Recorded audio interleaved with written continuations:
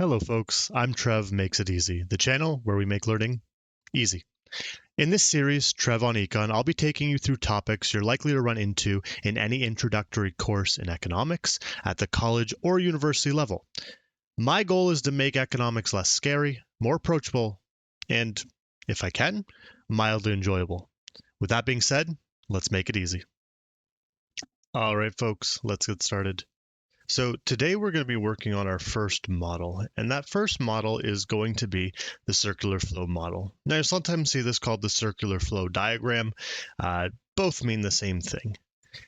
Now, what this is this is going to be a model of a closed economy, right? Now, we haven't actually mentioned yet the term model, and this is one word we're going to see a lot throughout the following lessons and probably for a very long time in this series. So a model is a simplification. And our goal in economics is to focus in on what matters to us and the question we're trying to answer. Now, sometimes that means ignoring certain things. Perhaps ignoring is not the best word, but we're going to just not think about them right now because it makes too much of a messy picture. If we were to consider everything in the world that impacts our question, we could be here for eternities. So what we do sometimes is we try to cut out a lot of the noise being that extra stuff that might have an impact, but it's so small that we don't really care about it. A really good way of thinking about this is a city is the reality, but a map is the model. The city, any city you live in or town you live in, has tons of things going on. People are moving, there's cars, there's buses, there's trees, there's buildings, there's all these different things. And honestly, it all matters, right? It all makes the city come together, it brings city to life, whatever the case may be.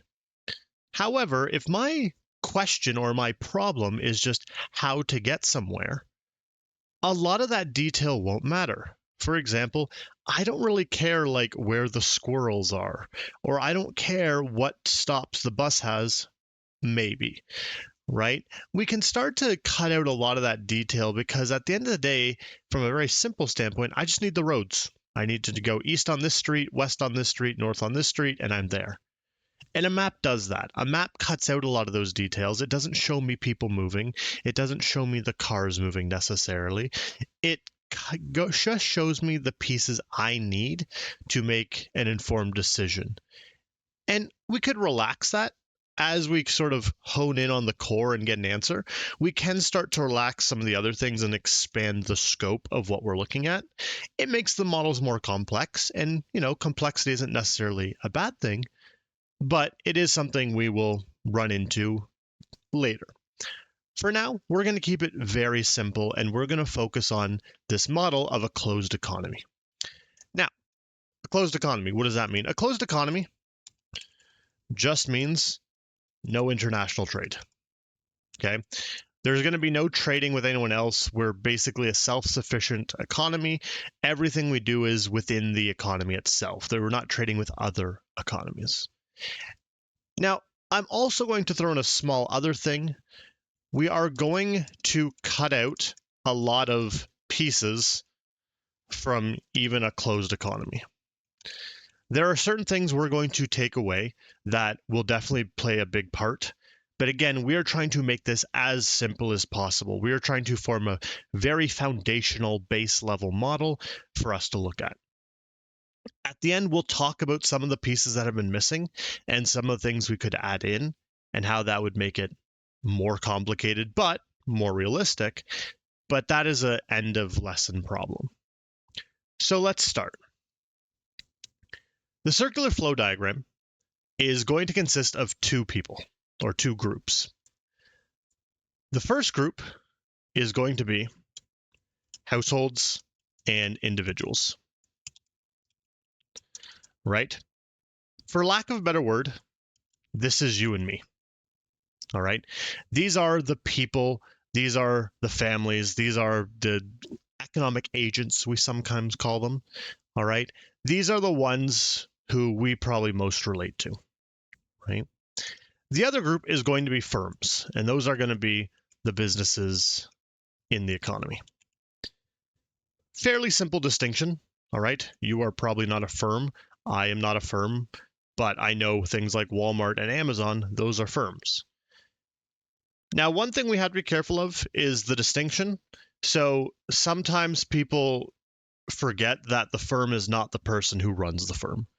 So, for example, Jeff Bezos runs Amazon as of right now. Amazon is a firm, and if it buys stuff, it's doing that from a firm's perspective. But if Jeff Bezos buys stuff, that is from a household and individual perspective. All right. So you do have to separate leadership and the business itself. So the way we're going to do this is we're going to set up two boxes for those groups to play in.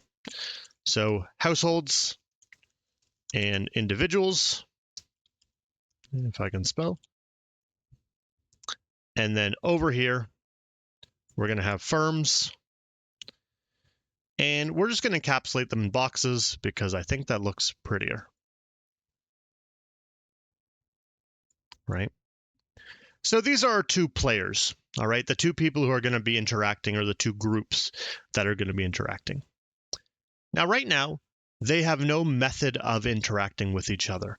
They need a place to do that. And this is where we run into markets again. So if you watch the last lesson, we talked about the idea of markets, a place where buyers and sellers meet. So one of the places they can meet is called the goods and service market. Again, toss that in a little box here to make it look pretty. Now, the goods and service market is just that. It's a market for goods and services. Goods and services is a phrase we'll use quite often. Goods are tangible things like the computer, the lamp, the house, right? Whereas services are things like this video or teaching in general or a cashier, right? They're providing a service as opposed to something you can physically touch, tangible versus intangible, right? Now, for markets to work, we need to come up with some rules. And the rules are very simple. If you put something in the market, you have to take something out. And vice versa, if you take something from the market, you have to put something in, all right? There has to be this equivalent exchange. I give something and get something, you get something and give something. Now, this first market is fairly straightforward because it's the market most of us interact with. And the flow is fairly simple. Firms are going to put something into the market. And it's not too tricky because, well, the name gives it away. They're going to put goods and services. I like GNS. It's a little quicker to write out, right? And we're going to come along and we're going to take those goods and services out for ourselves.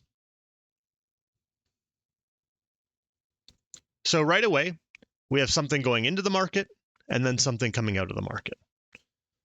However, our rule off to the right here says, well, if we take something, we have to give something. If we give something, we have to take something.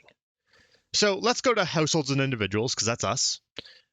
As of right now, we walked into the store, we picked up a good, and we left. You can't do that. That is the crime. That is stealing. All right. So obviously we have to leave something in return. And what is that thing we're going to be leaving? Well, we need to give them some money. That is my attempt at a dollar sign. And all of a sudden, we've completed the trade from this angle. We got goods and services, and in exchange, we gave them money. Now, the firm's going to come along. They've left goods and services there. Well, they don't want to leave empty-handed, so what do they get? They get money. And for them, this would take the form of revenue, right? Firms, when they sell something, they earn revenue. And for us, this would be some sort of expense, right? We spent money, we paid a bill, whatever the case may be, some money has changed hands. Now,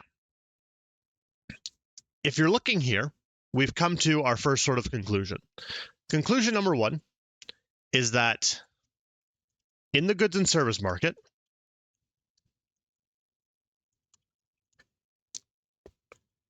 households are buyers, firms are sellers. Meaning that the firms are the ones buying the product or the service or whatever it is that's being traded, and the firms are the ones selling it. All right. Again, if you're a seller or buyer, depends on if you're getting or spending money. If you're getting money, you're selling. If you're spending money, you're buying. I don't think that really needs to be cleared up, but hey, just in case.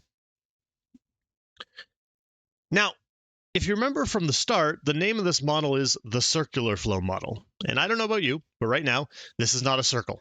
I've got a half circle, right? I've got the top half of my circle, but there is another circle below it, or another half of the circle below it. Down here is a different market. This is called the factors of production market. You'll sometimes just see it called the factors market, depends on textbook, course you're taking, whatever the case may be. I like this one because I think it's the most descriptive. Now, this one is a little more unique. And often in class, I ask people, well, if on the top we were the buyers, then on the bottom we must be the sellers. So you can ask this question of yourself. Have you ever sold anything to a business? Now, when I ask this question in class, a lot of students just don't put up their hand, possibly because they're too nervous, but a lot of them don't think they've sold things to a business. And then I come up with a follow-up question, and that follow-up question is, well, how many of you have a job or have had a job? And then all of a sudden, the hands shoot up. All of those people have just lied to me because they have sold something, all right? They sold their labor. They sold their time, their expertise, their skills, whatever you want to call it. They have sold their capabilities to businesses. Now, we have a name for this. And this name is going to be what we put into the market. And again, the name of the market gives it away, but this is factors of production. And then, surprise, surprise, if that's what we're putting in, then guess what? That's what they're going to be taking out.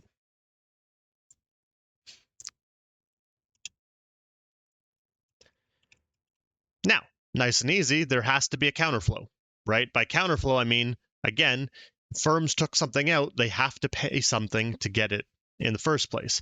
We gave our factors to the market, we have to get something in return. This one's nice and easy because, again, it's just going to be that flow of money. Firms get factors, they pay money. We give factors, we get money. And then all of a sudden, this diagram is complete. I have a circle. Now, before we do that, let's take one step back and talk about A, who's the buyer and seller here, and then B, what are these factors of production?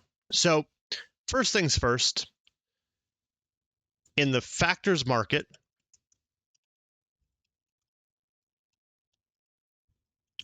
households are sellers and firms are buyers. The roles are reversed, which makes sense because if households are buying in one market, they need money from somewhere, so they must be selling in another market. Same thing with firms. If they're getting money, they're probably also spending money. So again, there has to be this give and take, right? So that's A. Again, just who's the buyer, who's the seller. Again, if you follow the flow of the arrows, that should answer most questions. The next thing, though, like I said, is that factors of production issue. So factors of production, there's 4 of them. And again, this can be textbook dependent or teacher dependent, but most people agree there's 4. The first one is land. All right, that is the place in which you actually make the good or you make the service, right? Most things need that. And again, land doesn't have to be like physical land, it is space. All right, you need, or factory, you need somewhere to do the thing. And for land, we pay rent. All right. So each of these factors will have a name associated with the pay we give them. So for land, we pay rent. Don't get it twisted. Even if you own the land and you're paying like a mortgage, we still just call it rent. It's just a nice kind of umbrella term to make sure everything's in the same dialect or dialogue. The next one is the one that, again, I think most people are familiar with selling. It's labor. And for labor, we pay wage. All right. Again, even if you're paid salary or commission or something of that nature, we just call it wage because, again, it's a very unifying term saying whatever form the money takes, this is money going to workers. All right. This is money to pay you for your time, energy, expertise, whatever it is you're offering. The next one is capital. And capital is one that I would say deserves a little star here. Capital is machines, equipment, right? A lot of people get confused with capital because capital has a lot of different definitions in English. You could have a capital letter. You could have a capital of a city or country. You could have capital as in money. In economics, it means something very specific. It is machines and equipment. Sometimes we'll call this physical capital to be a little more clear, but if you ever see the word just capital, it's machines and equipment, right? This gets paid interest. Okay, again, everything has its own kind of payment method. Big thing I want to note here, does not include money. Okay. This one tricks up a lot of the business and finance students because when we say capital in those contexts, it often means money. Here it doesn't. Okay. Money would be what we call financial capital. We don't have to worry about that just yet, but it does have a name. It's not capital on its own. So again, be careful. The definition is quite precise as to what it refers to, right? Now, there's one more. And this is arguably the most important because let's say I have a plot of land, I have 10 workers, that's the labor, and I have 10 shovels, that's the capital. And then I just put them all in the field and just wait. Nothing's going to happen, okay? We still need someone to organize everything, to tell the laborers to use the capital and work the land, let's say. All right, we need someone to direct or organize things. And that's where our final factor of production comes in, which is entrepreneurship. Spelt that right on the first time. That's pretty good for me. These people pay profit, right? These are kind of the captain of the ship. They're the ones who steer everything and say, okay, I have all these resources, this land, labor, and capital. How can I put them together to make something of value? Now, this is our first model. It starts to look a little complex. It's not too bad. They get worse, sadly. But let's talk about a couple things that are issues with it. Number one, we're missing some really key players here. Okay. We don't have government. We don't have banks. We don't have any financial sector in general. We are a closed economy, which means there's no other economies interacting with this. We can add those pieces in, it just gets a lot more complex. And again, it depends what you're trying to do.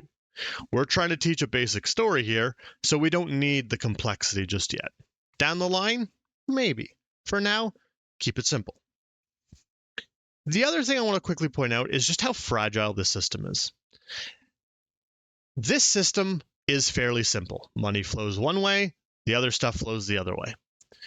And if it does that, things are great. The whole economy works. We have no problems. The issue we run into is sometimes things break. Okay. A very common one is households get afraid of the economy. They fear something bad is going to happen. They expect there's going to be a downturn. They get nervous. And when people get nervous, they behave differently. So what'll happen is the households might stop spending money. They don't want to buy stuff right now. They're like, oh no, bad times are coming. I'm going to hold on to my money so that when the bad time comes, I'm protected. The problem is that's just a belief, right? They just believe or expect that's going to happen. But watch what that does. All of a sudden, firms aren't making as much money. They start to lose money to lost sales. Then that means, well, they can't buy as many factors of production.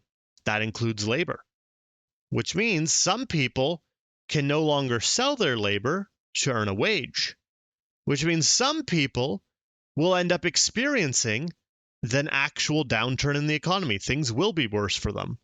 And then all of a sudden, this cycle starts to spiral, and we start to break down, and we start to have bad things happen just because we expected bad things to happen.